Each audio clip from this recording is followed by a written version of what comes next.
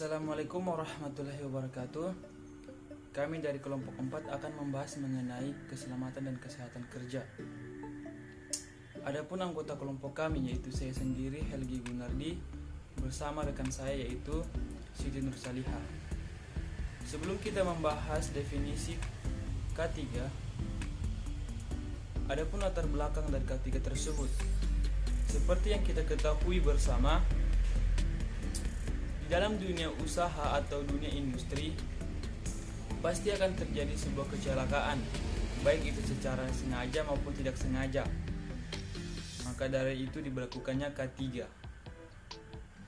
Dan apa itu K3? K3 merupakan perlindungan yang dimana sangat wajib diberikan oleh pihak yang memberikan pekerjaan kepada karyawannya.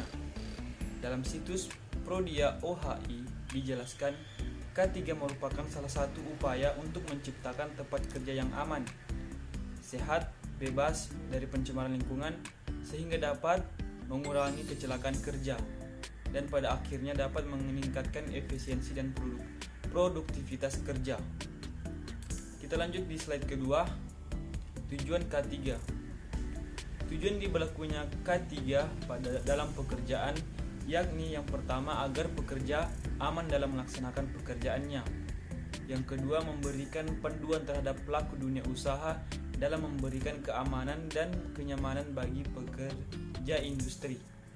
Ketiga, mengurangi risiko kecelakaan kerja. Keempat, sebagai landasan hukum bagi pemerintah untuk mengikat para pelaku dunia industri. Dan kelima, agar yang terhindar dari gangguan kesehatan yang disebabkan oleh lingkungan atas kondisi kerja. Yang keenam, panduan pembuatan perlengkapan kerja yang aman. Ketujuh, mengurangi risiko kerugian ekonomi akibat kelalaian perusahaan dalam keselamatan kerja. Kedelapan, meningkatkan produktivitas pekerja. Kesembilan, tuntutan pekerjaan yang mengharuskan keselamatan. Dan yang ke-10, meningkatkan hubungan moral antar pekerja dan pelaku dunia industri. Bagaimana peran dalam K3 dalam dunia industri? Peran K3 dalam dunia industri terbagi menjadi 3, yaitu moral, hukum, dan ekonomi. Moral itu sendiri yaitu manusia memiliki hak untuk memperoleh perlindungan atas keselamatan dan kesehatan kerja. Moral dan kesusilaan serta perlakuan yang sesuai dengan harkat dan martabat manusia dan nilai-nilai agama. Hukum. Undang-undang Ketenagakerjaan yang merupakan jaminan bagi setiap pekerja untuk menghadapi risiko kerja yang ditimbulkan pekerjaan. Dan yang ketiga, ekonomi. Perusahaan akan mengalami kerugian material dan waktu bila K3 tidak diterapkan secara maksimal. Adapun solusi-solusi dalam keselamatan kerja itu. Yang pertama, dibuatnya peraturan yang mewajibkan bagi setiap perusahaan untuk memiliki standarisasi yang berkaitan dengan keselamatan karyawan, perencanaan, konstruksi, alat-alat pelindung, dan monitoring peralatan. Kedua, adanya pengawas yang dapat melakukan pengawasan agar peraturan perusahaan yang berkaitan dengan kesehatan dan keselamatan kerja yang dapat dipatuhi. Ketiga, dilakukannya penelitian yang bersifat teknis meliputi sifat dan ciri-ciri bahan yang berbahaya, pencegahan peledakan gas atau bahan beracun lainnya. Keempat, dilakukannya penelitian psikologis tentang pola-pola kejiwaan. Dan baik, kita lanjut ke slide keempat, mengikut sertakan perlengkapan apa saja yang berada dalam keselamatan dan kesehatan kerja perusahaan ke dalam asuransi. Contohnya seperti yang pertama, alat perlindungan kepala, yakni helm. Yang kedua, alat perlindungan wajah dan mata. Yang ketiga, alat perlindungan telinga, seperti penyumbat telinga. Yang keempat, alat perlindungan pernapasan.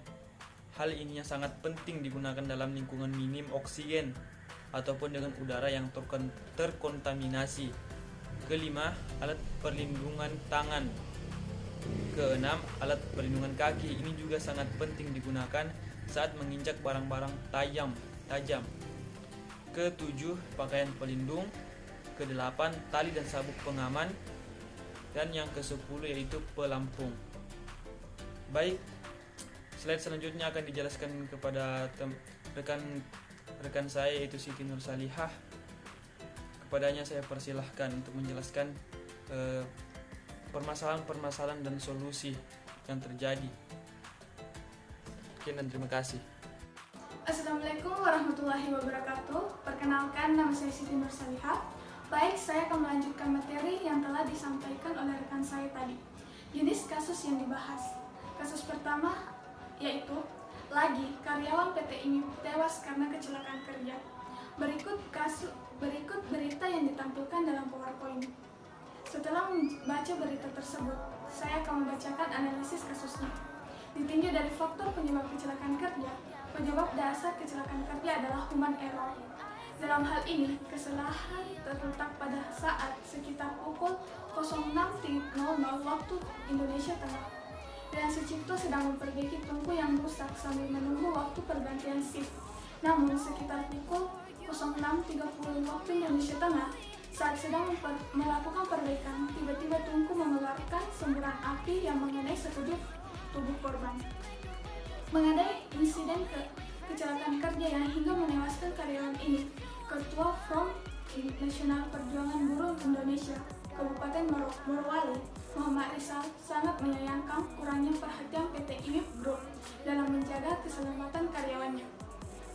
Kemudian penyebab kecelakaan yang lain adalah kurangnya pengawasan manajemen dalam bidang kesehatan, keselamatan, dan keamanan pada perusahaan tersebut. Kasus kedua yaitu kronologi kecelakaan kerja di jembatan Kalisawu. Berikut berita yang ditampilkan dalam PowerPoint. Analisis kasus. Dalam hal ini, kesalahan terletak pada pekerja yang membantu menurunkan kabel derek menyentuh kabel PLN. Pekerja yang berada di bawah memegang kawat pengangkat buis di saluran air. 4 pekerja turut menjadi korban dalam kejadian tersebut. 1 meninggal dunia.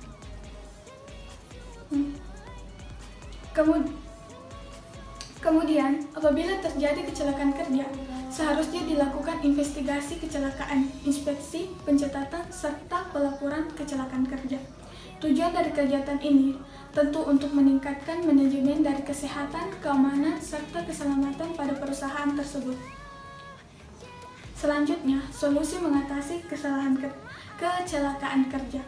Ada beberapa solusi yang dapat digunakan untuk mencegah atau mengurangi risiko adanya kecelakaan kerja. Salah satunya adalah perusahaan membentuk panitia pembina kesehatan dan keselamatan kerja untuk menyusun program keselamatan kerja. Beberapa hal yang menjadi ruang lingkup tugas panitia tersebut adalah masalah kendali tata ruang kerja, pakaian kerja, alat pelindung diri, dan lingkungan kerja. Sekian pemaparan materi dari saya. Lebih dan kurangnya mohon dimaafkan, maupun dari saya dan rekan kelompok saya. Assalamualaikum warahmatullahi wabarakatuh.